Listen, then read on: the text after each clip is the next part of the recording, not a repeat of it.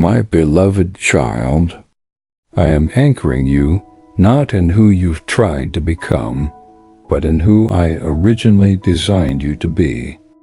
This is not the start of something new. This is the unveiling of what's always been within you.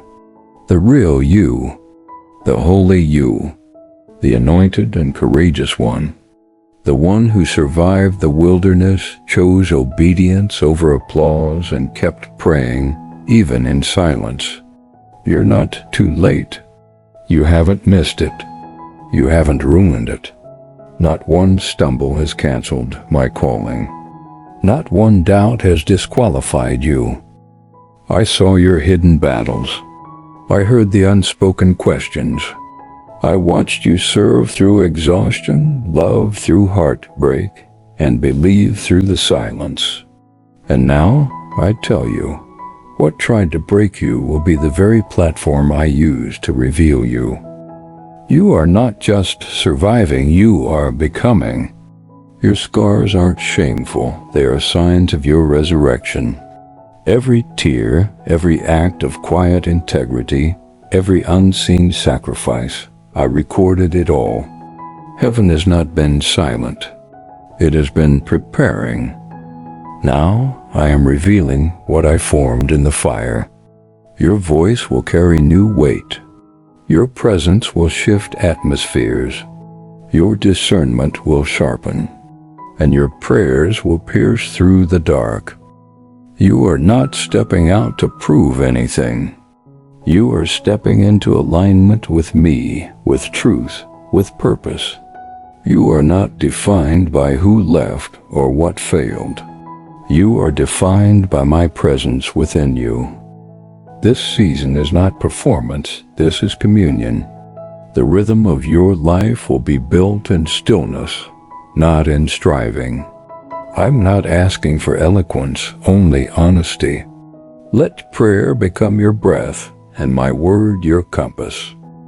Cleanse your atmosphere. Be careful with your time. Surround yourself with those who honor your calling. Rest is no longer a luxury, it is obedience. Fasting will align you, and Sabbath will restore you. You ask me to use you, I will. But I must have all of you, your attention, your emotion, your rhythm. My spirit will reorder your mind, your emotions, your pace. You'll hear me in silence. You'll feel me in clarity. You'll walk with me in power, but also in peace. No more shrinking. No more apologizing. No more asking if you're ready. You are, because I say so. This is your release. Not just of purpose, but of identity. You're not who the pain named. You're who I call, chosen, appointed, anointed, held. The doors are opening, not because you pushed, but because you trusted. The opportunities returning are no coincidence. This is the appointed time. Favor is rising. Grace is moving. Heaven is speaking. Now walk, not with fear, but with fire. Not to impress, but to set others free.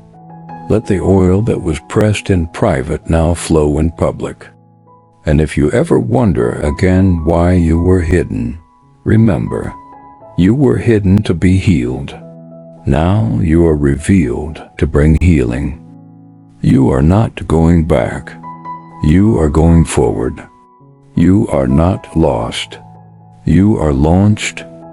Mark this moment. This is your unveiling. This is your release. This is your amen. My child, I meet you again today, not with demands, but to remind you, you are not forgotten, overlooked, or replaced. You are still chosen, still set apart, still marked for something holy.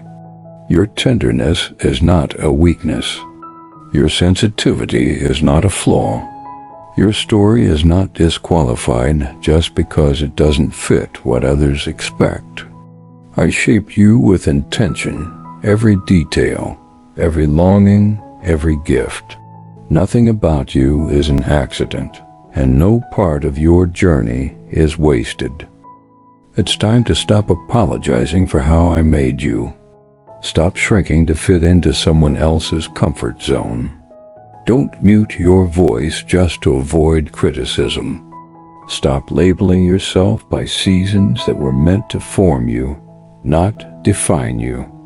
You're not just getting by, you're carrying glory. You hold a unique measure of my spirit in a way no one else on earth can. You've passed through fire and weren't consumed.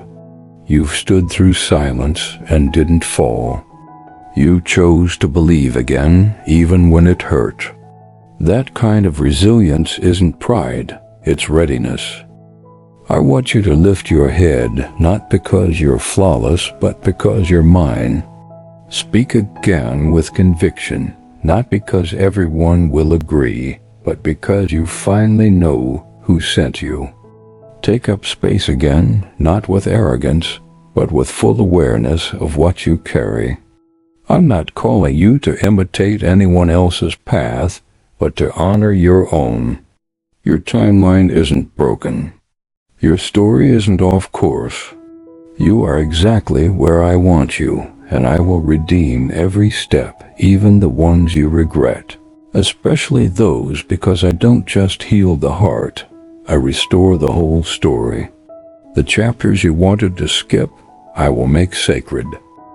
This is a season of returning, not to who you were before the pain, but to the truth of who you've always been in me. No more pretending, striving, or settling. You're stepping into alignment with a name that has always been written over you. Chosen, beloved, trusted, seen, empowered, sent. This isn't just talk, it's your true identity. And when you begin to believe it, everything in you will shift. Your words, your decisions, your responses will change. You'll stop chasing rooms that were never yours and start building the space I designed for you. You'll stop waiting to feel worthy and start living as someone already fully endorsed by me. So breathe deep. Let my voice grow louder than your inner critic. Let my truth settle where old lies built walls. Let my peace reshape your emotional landscape. You don't need to fix yourself to come back. You're already fully embraced, fully seen, fully loved. The real you, the deep you is rising, not from performance, but from healing. You're not just improving. You're coming back to life. You can't see what you carry, but I do. It all begins with remembering who you are. You've come a long way. You survived what others would have given up under. You surrendered to a process many wouldn't have endured. What I give you now isn't just breakthrough, it's a mantle, a new way of living. If you're going to carry what I've entrusted to you, you must build a rhythm that sustains it, not just spiritually, but practically. A holy calling needs stability, not perfection or constant motion, but deep rootedness. And that starts with what you do when no one's watching. Now I want to bring you back to that place of truth, not to start over, but to go deeper. What is coming requires a you that is anchored, not busy. Rooted, not frantic. Let me rebuild you with tenderness. Let me speak again into places you silenced because of disappointment. Let me breathe again into the places where dreams stopped growing. Let me love you back into the full awareness of who you are. You do not need to fix yourself before you return. You just need to come. I am not asking for a better version of you. I am asking for the real you. This is the gentle call you have been waiting for. The one that says, "You are still mine, I still see you, and I am still right here." You have asked me why it had to happen this way, why the pain came when it did. Through the people it did, in the moments that felt most unfair. You wondered why the silence lasted so long, why the door stayed shut, why those you trusted most seemed to fade just when you needed them. And because you could not find answers, part of you began to wonder if it was your fault, that maybe the pain meant you were forgotten. But now I need to show you the truth behind it all, not to explain every detail, but to help you see something deeper. What you walked through was not punishment, it was preparation. Not rejection, but refinement. The weight of the fire you endured is proof that I have always intended to build something unshakable in you. I allowed the fire not to expose your weakness, but to burn away what was never meant to stay. There were attachments that needed to be released, but you would not have let them go without feeling their absence. There were old stories and beliefs that needed to burn, lies inherited from wounds and silence and comparison. You thought you were being broken, but I was breaking off what could not go with you into the future. I was not late. I was not absent. I was standing in the fire with you, not at a distance, but with intention. I knew what would survive the heat. I knew what you were made of. I knew what you were carrying. I knew that if you trusted me, even with your questions, I would turn your pain into the foundation of your purpose. The pain changed your posture. It taught you how to listen beneath the noise, how to depend on my voice when no one else understood, how to humble your expectations, not to shrink your faith, but to clarify your vision. You stopped needing the crowd's approval. You stopped chasing environments that did not value your depth. You stopped running to distractions to avoid the silence and instead met me in the hidden places. That is where I refined you. That is where I poured oil on your life oil that cannot be bought, only pressed. That is where I showed you the anointing is not a reward, it is the result of surrender. And surrender is never forged in ease, but in pressure, tension, endurance, and obedience. Even when your strength ran out, you were growing. You thought you were stuck, but I was forming spiritual muscle. The kind of resilience that does not waver when the winds rise. The kind of clarity that does not need signs to believe. The kind of confidence that is no longer tossed by emotion. You are not the same as when you entered the fire. You are steadier, weightier, quieter in your soul, but greater in your authority. When everything else fell apart, you held on to me, not perfectly, but persistently. That is what counts to me, not your performance, but your closeness. Not how loud you shouted, but how quietly you stayed. You have grieved the loss of relationships, timelines, dreams, and I understand. But look again. What if those losses were sacred separations, not just endings? What if I removed what looked right to protect what truly fits? What if the dream had to die because the version of you who dreamed it is not who you are now? You have mourned what I have been redeeming. You have feared what I have been freeing. You look at ashes and see failure, but I see foundation. This is where I am building something that cannot be moved. Do not resent the pressure, it is evidence you are carrying something eternal. Do not curse the silence, it is the space where your discernment grew.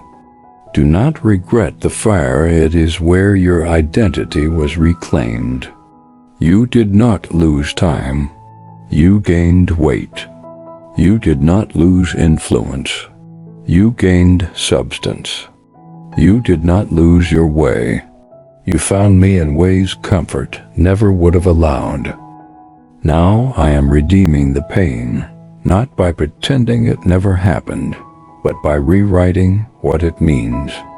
You will look back and see this is where your strength came from, where you learned to stand, where you discovered who you really are. I will not erase your story, I will anoint it. I will not remove your scars, I will give them power. You are not rising in spite of what you endured, but because of it. What you carry now is not just a calling, it is a testimony that the fire did not destroy you, it commissioned you. So when you feel the weight again, remember, you are not meant to escape it, but to carry it with grace, because I carry it with you. You were never meant to avoid the fire. You were made for it. Now the fire has marked you not with fear, but with glory.